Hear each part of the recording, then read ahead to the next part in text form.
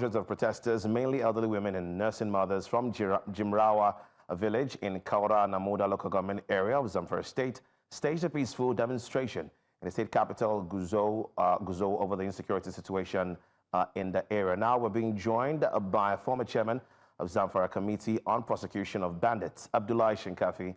Mr. Abdullahi Shinkafi, can you hear me clearly? Thank you for joining us. Now tell us what recent intelligence was available regarding potential bandit activity prior to the latest attacks. Thank you for having me on the program. The renewal of the attack is as a result of the upcoming farming activities in the rainy season. Most of these criminal armed bandits have been imposing taxes and levies under the Isa district in Kaura Namoda local government last week, protested to the government house. And at the same time yesterday, after a week, they returned back to the government house, continue their protests. So the renewal of the attack in Jimrawa, especially for the Jimrawa community, 800,000 are also before they harvest their farm produce. That is amounted to 56 million naira. So these are the reasons for the renewal of the attack.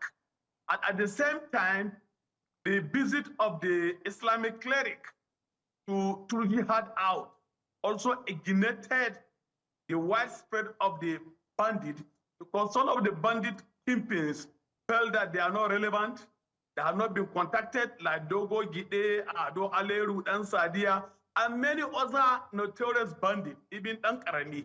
So they feel that only the federal government or the delegation headed by the Islamic cleric only identified the nefarious activities of Bello Turji, and that is why they are trying to identify themselves with Bello Turji and make a peace and reconciliation with him.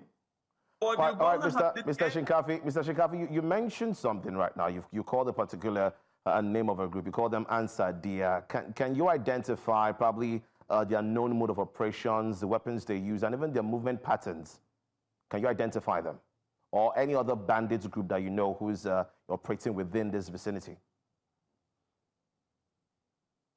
Yeah, the Ansar-Dia is one of the notorious bandits now who has been terrorizing rural community in Kaura Namoda axis. That's only I say Kaura Namoda, the whole Kaura Namoda local government, including Marado local government and Brunei Magaji local government.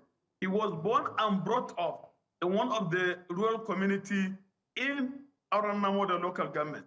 So he is the one who has been terrorizing people, imposing levies. There was a time he kidnapped one person, single-handedly collected the ransom of 100 million in Sabon Gari in Kaura Namoda.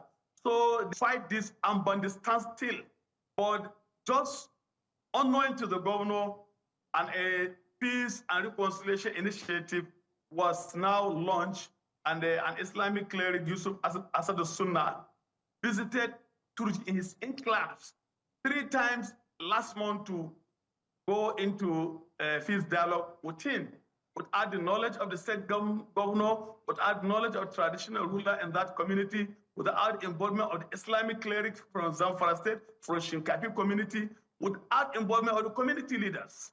So some of these bandits, they will feel that they were not relevant, and that is now what brought to the widespread of these banditry activities, kidnapping for ransom, armed robbery, rape, extortion, and killings and displacement of innocent people from their ancestral homes. I must say thank you to you, Abdullahi Shinkafi, for giving us this update and, of course, having this conversation with us. We appreciate it.